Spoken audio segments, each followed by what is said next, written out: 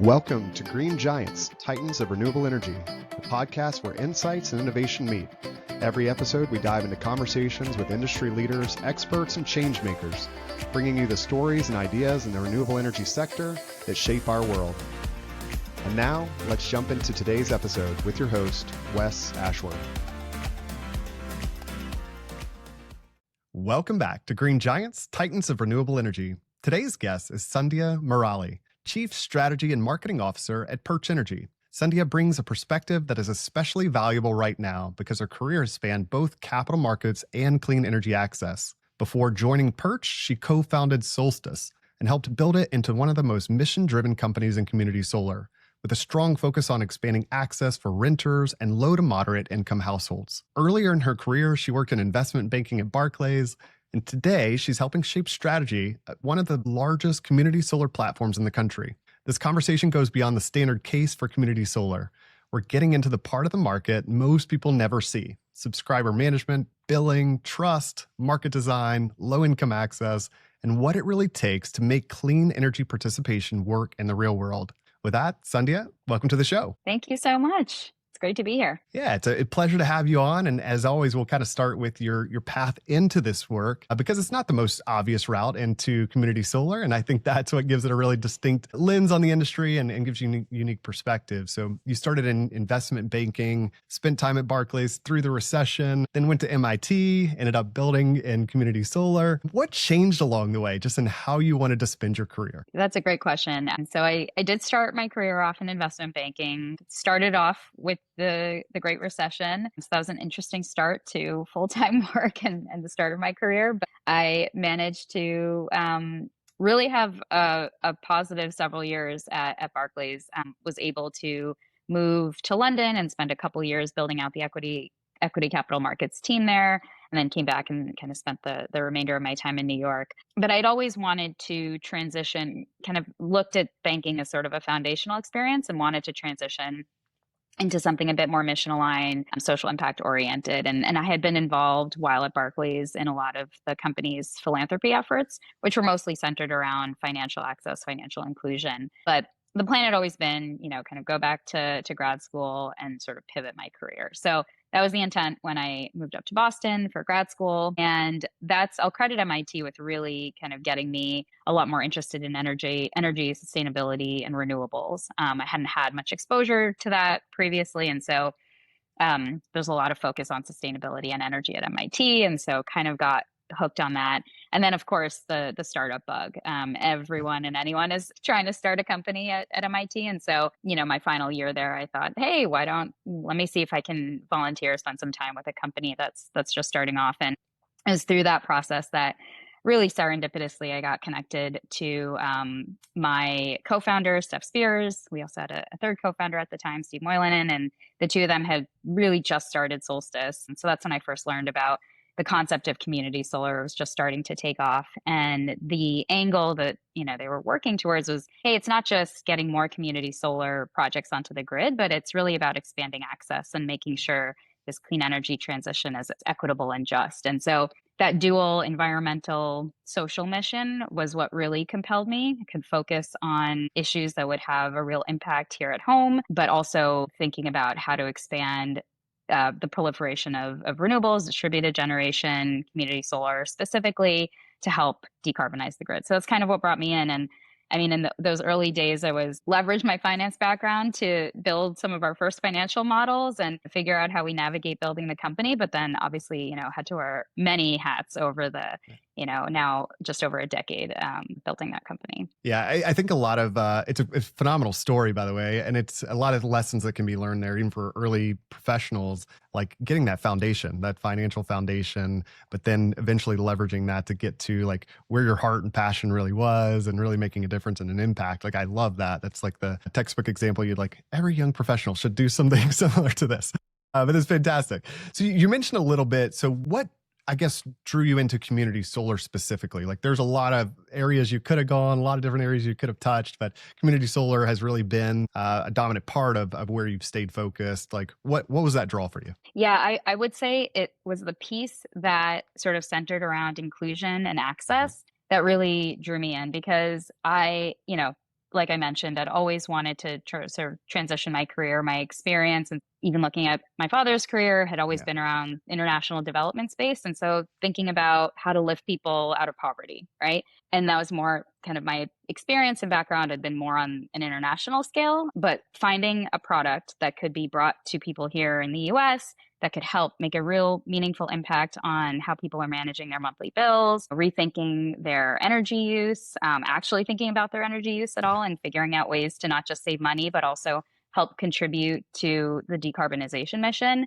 That's really what brought me into community solar and why I think it's such a cool and amazing product that I hope proliferates more across the country. Yeah, agreed. I love that so much. And I agree. The perfect reasons to get into it and the impact that you can have there. So thinking about, so you helped co-found Solstice. You've been through it, kind of like that startup feel and growing and scaling and not for the faint of heart. But looking back, like what was like the earliest hard lesson that maybe forced you to become a more disciplined operator, not just, a mission-driven founder, but focus on that disciplined operation? I think that's a great question. And I think some of the biggest lessons that I've learned are around, how to manage teams and how to cultivate people. And one of our earliest mentors, advisors kind of talked about the concept of a startup as an ecosystem with inflows and outflows. And so you really have to be open and honest about who the right people are for the company at the stage, growth and maturity that the company is in. And not everyone is good at a particular time. And you may bring people in that were great initially and then sort of grow out, both person and company sort of grow out of each other. And you realize you need a different type of person for, a similar type of, for a new kind of role. And I think, not saying that I'm perfect at making that judgment call, but I think that required a lot of learning to be able to say, hey, maybe this isn't the right fit anymore. We have to change how we're structuring our teams. And you sometimes have to make some hard decisions. And those are hard when, people, especially, at Solstice, when we were building the company, everyone really was drawn in by the mission. So you have really good people, genuine people working with you that sometimes, don't become the right fit that you need anymore. And that's, I think, a tough management lesson to learn, but something that you need to be disciplined about in order to continue to grow and sort of, ensure that the organization is meeting the moment, in your industry and in your maturity. Yeah, I think that's such an important one. It's like you said, a very difficult one because there's some of those people like they're with you from the beginning. They're in the trenches with you, building it, and like they're your people. But you do reach a point where those people may not be the right people to kind of get you to the next level. And it's tough, because you do have that attachment and things like that. That's a tough lesson to learn. But when people get it right, they really get it right. I think the thing people gives me a little bit of peace of mind sometimes in thinking about that is like, it's right for that person as well, and usually they realize it as well. Maybe initially there's like that doesn't feel good, but then they're like, they were right, and I'm in a better place, or I get to go do something that's more how I'm hardwired and what I'm passionate about as well too, and kind of helping build another company or get them to that stage. So, and takes all those kinds, but it's tough being able to make those decisions in the moment. Absolutely. And I would say that's true, for myself as well. And I know for my co-founder too, as we were growing the company, we changed as people and how, we had to communicate to our teams, operate processes, protocols that we had to put in place as we got bigger and larger as an organization, right? So it's a journey not just for the team, but it's for us as leaders too. I'm definitely not the same person I was when we first started the organization as I am today, and sort of how we think about what's important, how to set priorities and kind of keep people aligned to a mission, to a goal, whatever it is. Yeah, no, agree wholeheartedly. So let's move a little bit from just your personal journey into the business itself, because community solar is often described in a way that makes the asset visible and the operating system invisible. So it gets discussed oftentimes like the product is solar power, but in practice, the hard part seems to be, enrollment, crediting, billing, compliance, and retention. Talk to us about that. Like, what business are you actually in, and what's the real picture there? Yeah. So if you really zoom in on our business, we're not just selling community solar. We're operating the subscriber side of community solar, making sure that it works at scale. So we're helping to sell community solar subscriptions to households, to businesses. But really yes, we're doing all that. But what we're really doing is helping to make these investments on the part of developers more stable, more predictable, more profitable, less risky. So On the ground, that's kind of everything that encompasses operational excellence, right? So it is acquiring and placing the right mix of subscribers on the right projects at the right time. But on the compliance point, it's making sure they're eligible to meet program standards, making sure customers are accurately credited and billed, keeping projects compliant across all the different market rules. Every state really has a different set of rules that we need to manage. We need to work with all of the individual utilities. Many states have multiple utilities. We have to work with all the regulators to make sure things are running as intended. And so the devil really is in the details. When something breaks, whether it's on the billing side, customer eligibility, the customer experience, churn on projects, right? So when customers cancel and we need to refill, it's our job to fix it quickly so that our developer partners can have trust in the revenue stream that's coming from these projects. And subscribers, in turn, have trust in the savings that we're promising them, right?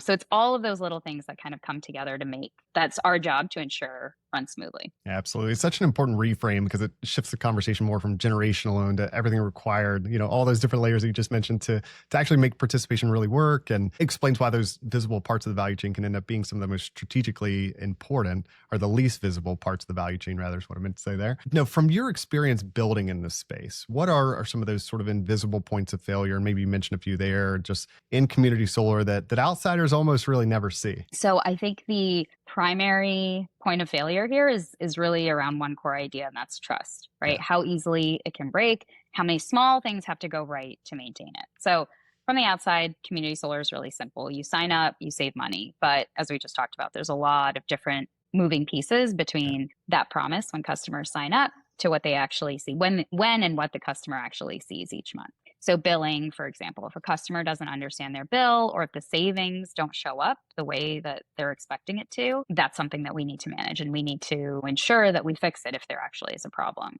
With the utilities on the crediting and allocation side, there's delays that can happen with the utility. And so we need to make sure we're on top of that if there is a delay, we can then in turn communicate that both to subscribers and to our development partners. During the enrollment process, if expectations aren't clearly set up front for the subscriber, so how the program works, what solar farm they're going to be on, when that solar farm will energize, we're going to then be setting ourselves up for a skeptical subscriber. And that's the last thing we want, right?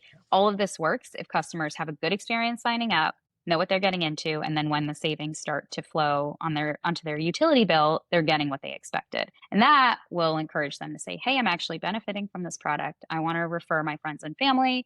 That builds that kind of viral nature of community solar, that positive ecosystem, and allows us to continue to expand, that customer base. But it all relies, there's just so many little pieces that if anything breaks, we need to be on top of it to make sure we don't erode that trust that we've worked so hard to build. Yeah. And I love that you went there. Trust, so hard to build, so easy to lose, just one minor thing, and just the importance of that. It often determines, like, to me, whether a market scales well or struggles quietly. And a good reminder that energy businesses often succeed or fail in the handoff between a great technical concept or great concept and a reliable customer experience where that trust is maintained. A lot of little nuance there. So Perch now operates at enormous scale, after consolidation. What does scale actually improve in this business? And what problems sort of maybe stubbornly remain local and messy? Yeah, so scale absolutely matters, right? Yeah. It allows us to build repeatability and resilience into our systems. With enough scale, we can invest in better technology, tighter processes, better talent, all the things that come with just having a broader base of customers and of projects. I think that right now, scale can also help with market volatility, right? So if we're present in all 16 major community solar markets. And so if we have some softness in one market, but another one is growing, we're present in both, we can sort of manage those hopefully short-term political headwinds. So scale has absolutely been instrumental and is important for our developer clients as well, to have a strong partner that's going to be there for the 20, 25-year life of these projects. But like I mentioned earlier, every state program, and some states have multiple programs, is different, right? And that's where the parts of the business that continue to remain stubborn and messy, and you really need experts on this customer management side of the business to understand those policy nuances, those program nuances very deeply. And so utilities behave differently. The billing systems aren't standardized. Policy changes don't always roll out cleanly. And so it's not like, hey, we've gone to this size, we've scaled once and everything will magically work out. We're constantly evolving and adapting to changes in programs, changes changes that utilities have as they continue to improve systems, right? Albeit a bit more slowly, but Yeah. they're continuing to improve upon things. And it's incumbent upon us to make sure that we stay ahead of that, we adapt. And we need people who are experts in this business to be able to do that. Yeah, absolutely. As you said, a lot of things improve with scale in this, but there's still a lot of those nuances state by state and a lot of that complexity that you have Absolutely. to master and deal with as you go. So I want to stay with the operating side of the business a bit and now move a little closer to the customer because one of the strongest through lines in your work has been who actually gets included in this transition.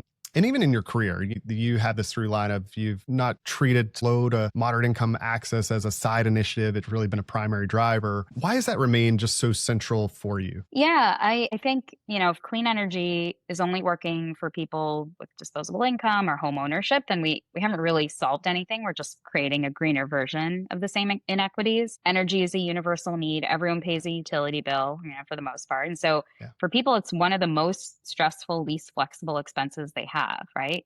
So if we're building products in this space, they should be designed to include people who need that relief most. So that's kind of from the mission perspective, right? Yeah. And sort of what I believe to be true. But from a business perspective, this is a massive and underserved market. So I think treating low income inclusion as sort of a nice to have misses the mark morally, yes, but also strategically, right? And there's a market opportunity here, but we need to make sure the programs and the markets are designed for a certain demographic of customer, and we'll probably get into that, but it's just important to do as we kind of go embark on this broader clean energy transition.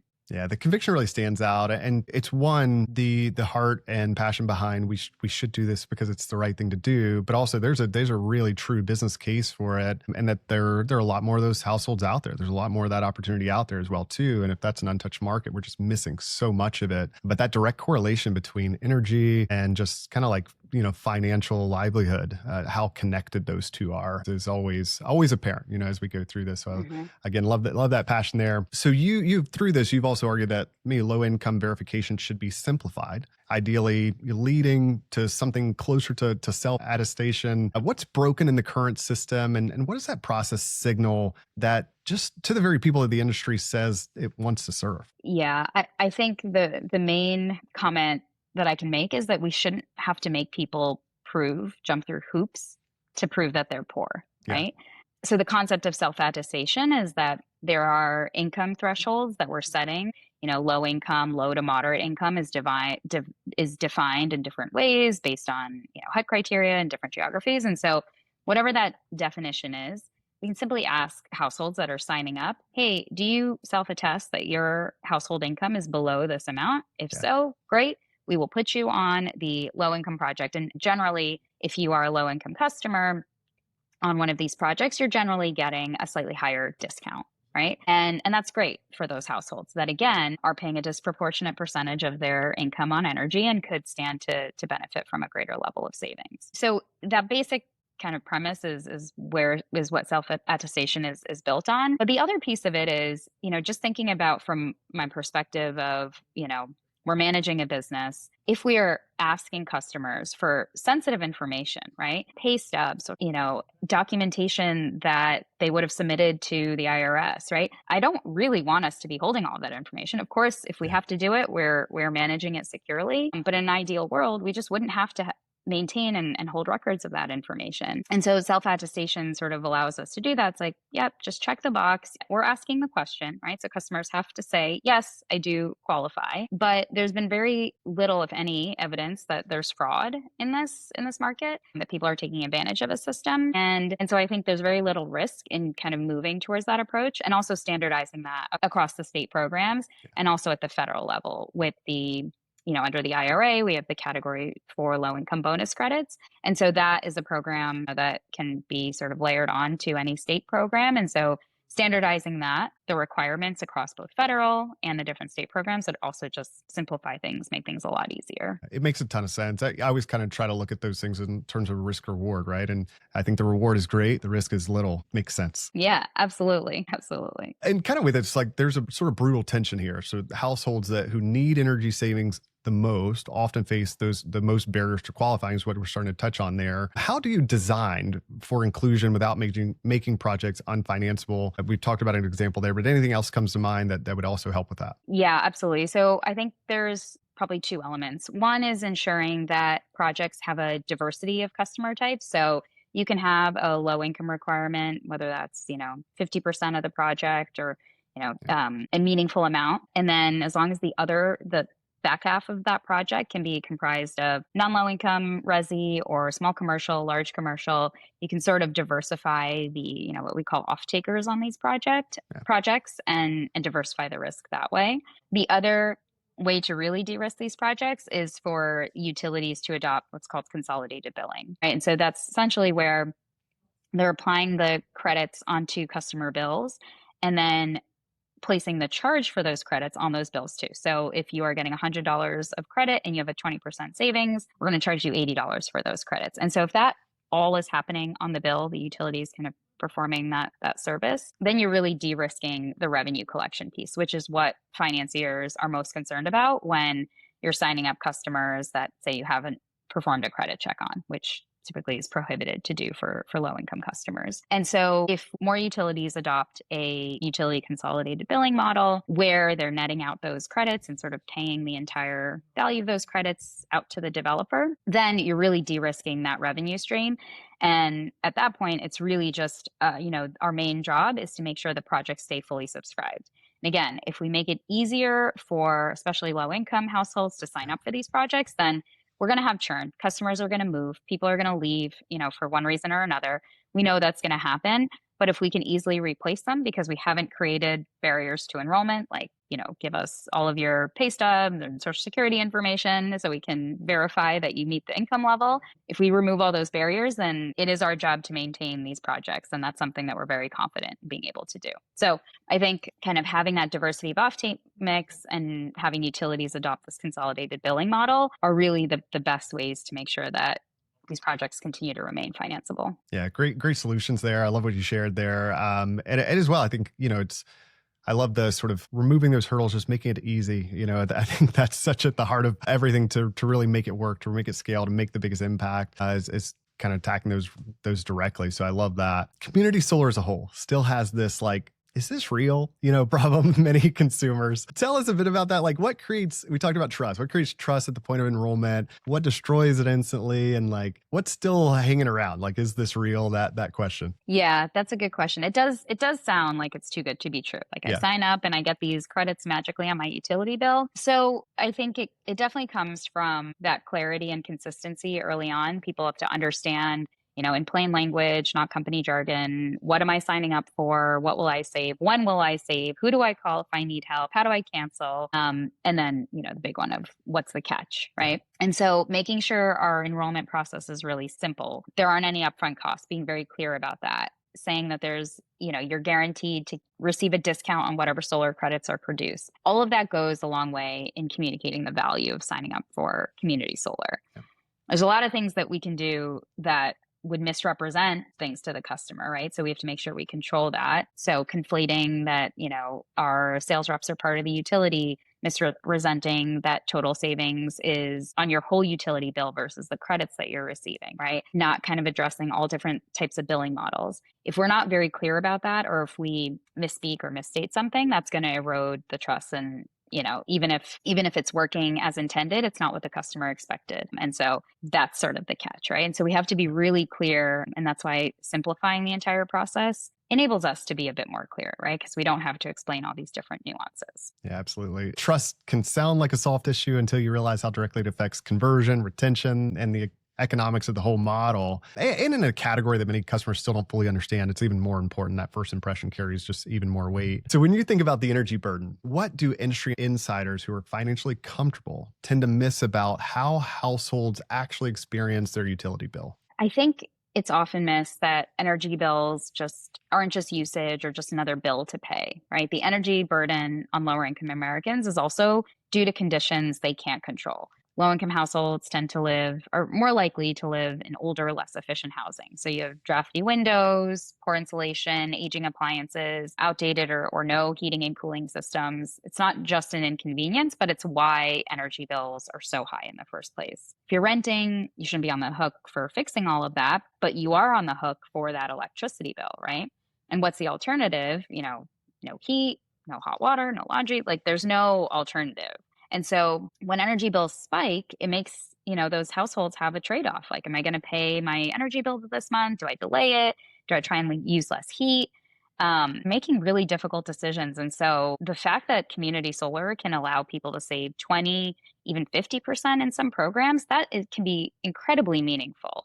We have to make sure those people can get on these projects. It's really for whom community solar was designed, and we have to make sure it works for them and works reliably for them. Yeah, it's such a grounding question because a percentage savings on paper, as you said, can just feel very different in real life for those individuals, and just great perspective overall and understanding it. I want to widen the lens now a little bit because so much of what you're describing comes back to kind of a bit of rules, market design, whether the surrounding system helps this model work or makes it harder than it needs to be. There's also a lot of attention on future market expansion, but the health of existing community solar markets may be just as important. Which current markets do you think are most important to protect, and why? Yeah, so I think the markets that are most important to protect are the ones that have already sort of proved out their scale and accessibility. Yeah. So I'd list New York, Minnesota, Illinois, Massachusetts. They're showing community solar can work at volume and serve a broad mix of subscribers. So, that's where we're seeing growth.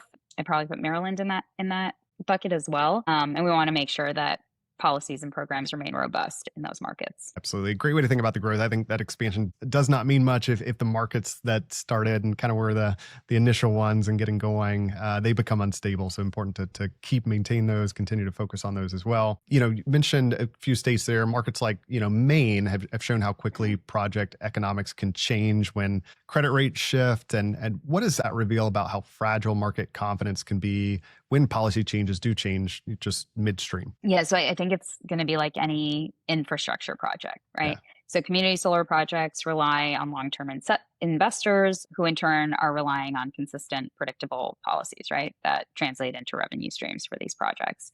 So policies that can change quickly or have retroactive effects, I think that's really what happened in Maine. That was, I think, unprecedented. That's going to spook investors. And so when those policies change, it's going to undermine the whole financial underpinnings of a project. And that kind of activity is going to discourage ongoing investment in the state. So it's really unfortunate what happened in Maine. I think we've been fighting any potential of that in some other markets with success. But when you make these investments into, any distributed generation project, any real estate investment, right? You're investing for a long period of time. Yeah. And you're financing projects based on an assumption of what the revenue flows for that project are going to look like. So it can be really detrimental. And so this is why, some of the markets that have been growing and continuing to grow, the goal, hope is that the structure of those markets remain as is. Yeah, that consistency would go a long ways. Capital can usually work through complexity, but that unpredictability is a much harder thing for markets to absorb. You mentioned this earlier. I just want to go back to it. So you've been a strong advocate for utility consolidated billing, especially for that low-income customer. Why is that such a critical design choice from your perspective, and what should others know? Yeah, so huge fan of consolidated billing when it's structured properly. It removes a big friction point from the subscriber experience. Ongoing consolidated billing, a customer will receive a bill with that $100 credit that we talked about earlier.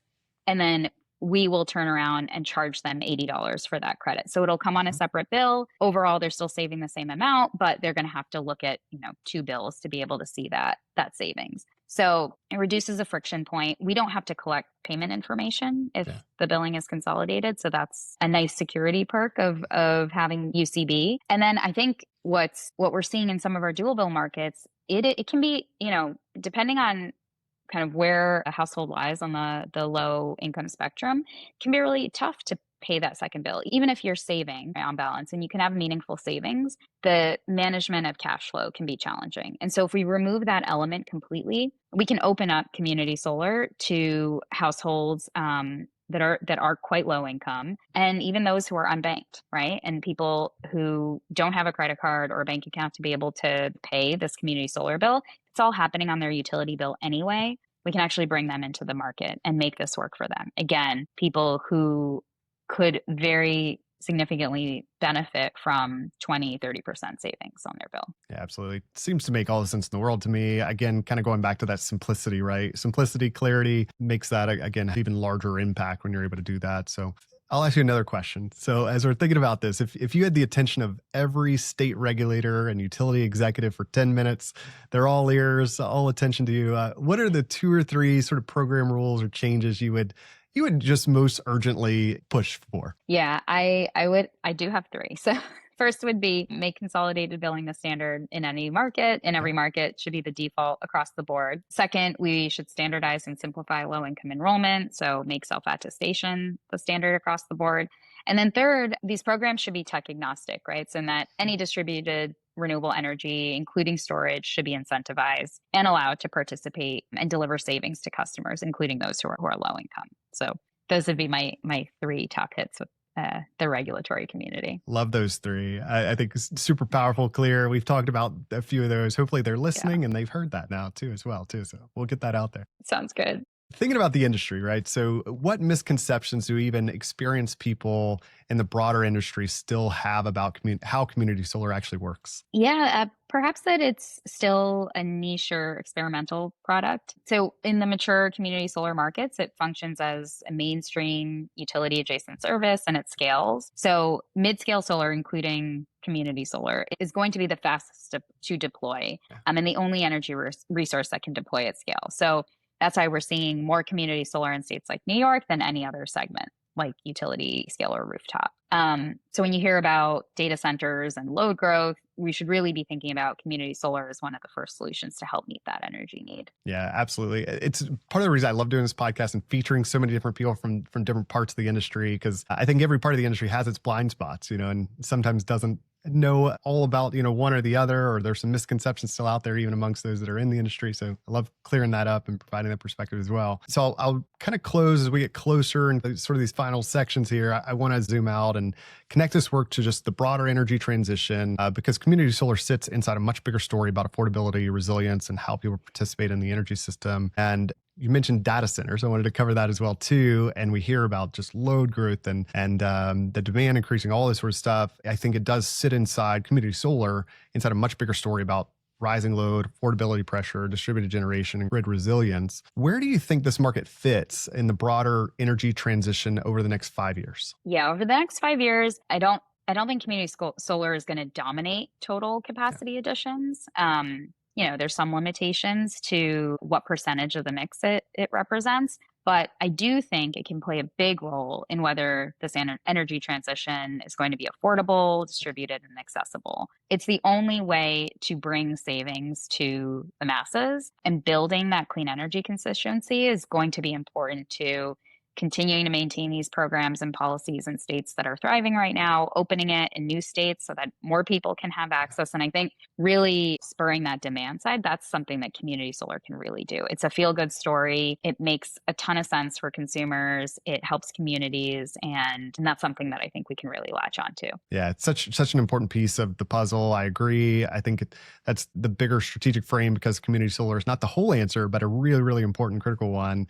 I say often on the show, like it's an and, not an or. We need and, Yes. so we need all of it. We need all of it. Exactly. So for the people listening who may be considering a career in clean energy, this is always a topic near and dear to my heart as we try to attract more talent into the industry, especially in a moment that feels politically noisy or uncertain. There's a lot of, you get a lot of press out there. It's usually the negative side. One of the reasons I love doing this show too is you hear the real stories and the real hope and what's actually happening. But what would you want those folks, like early on in their career, what would you want them to hear from someone who has stayed in this fight for this long? Yeah, I that's a great question. I think I would just say that this transition needs all the talented people it can get. I think there's actually, compared to when I was graduating college and what people were interested in doing, I think there's way more interest in clean tech, climate tech from, new grads today than there was, well, say how long ago, but a long time ago, which is really great to hear. And I hope that, it is a challenging time for a lot of clean tech companies, but companies are still growing. And I think that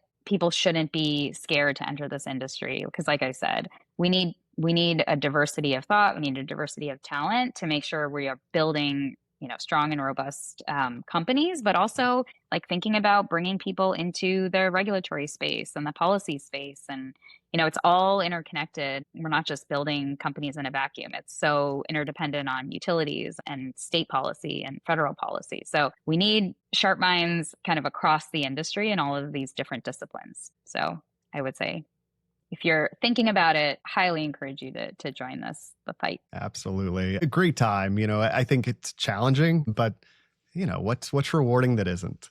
Exactly. And Exactly. talking about something that actually really make a difference, really move the needle. This is it. And I would encourage anybody, don't listen to what any negative stories out there. It's a great time. The industry, as we say, is going up and to the right. There's challenges along the way, but that's what makes it rewarding. So when you look ahead, what gives you just personally the most hope, either in community solar specifically or in the energy transition more broadly? What's on the horizon that kind of gives you some hope? Yeah, I think honestly, seeing the impact that, at least so speaking from the community solar perspective, seeing the impact that we have on communities, on subscribers when we actually talk to them, and they've been saving for a long time, they're super excited about the product, or the project is being built in their local community, and being able to talk to them about it, people get really excited about it. And I think that's kind of what keeps me hopeful, right? Is we are building a good thing. This is a good product. People are getting help. People are saving money, and we're getting more clean energy onto the grid. And so I guess that's sort of a guideline for the future is we have to make sure we keep elevating these stories too, right? It's not just about the companies and sort of the challenges that we're seeing, but we have to elevate the stories of positive impact and positive outcomes that we can have in communities. And that's what I think keeps me going, right? And I think keeps a lot of other folks going too. Yeah, agreed. I love that. A lot of hope and promise there, and I agree. We need to talk more about that as well. So let's fast forward. If we're having this conversation 5 years from now, what would you most love to be able to say has changed for customers, communities, and access to clean energy? I'll sound like a broken record, but I think low income projects can be challenging if the program design isn't done right. So what I'd love to say, what we've been seeing is more states having required low moderate income portions of their projects, and that's been great to see. But it needs to be coupled with the right kind of program design mechanics in place. And what I would love to see is some of these really strong LMI programs start to properly scale in a way that really gets financing communities excited about it. So this is a very kind of in the weeds answer, but what I'd love to be able to see is the capital that's flowing into these projects, the financing community being very comfortable with low, moderate income households, non-investment grade commercial entities, right? So just rethinking how we're thinking about credit worthiness. A lot of it will stem from program design, but I would love to see sort of the financing community evolve in their thinking of how we're evaluating credit risk on these projects. I love the vision. Love that you got granular as well too. I appreciate the practical look. I always appreciate that. Yeah, I guess that's my capital markets background. That's right. Showing itself. We need a lot of that. Final question, just anything else that you would like to leave the audience with, things you didn't get to share, any other final words of wisdom or things you want to share about community solar? I'll give you the floor. Anything you want to share here? I think so. Community solar can be very complicated, very in the weeds, can possibly scare people off. They don't, if they're just kind of skimming the surface. But I would just say it's a growing market, right? And I think there's a lot of opportunity and a lot of impact that can be had across multiple avenues, right? Not just with our developer partners, with utilities, but with subscribers as well.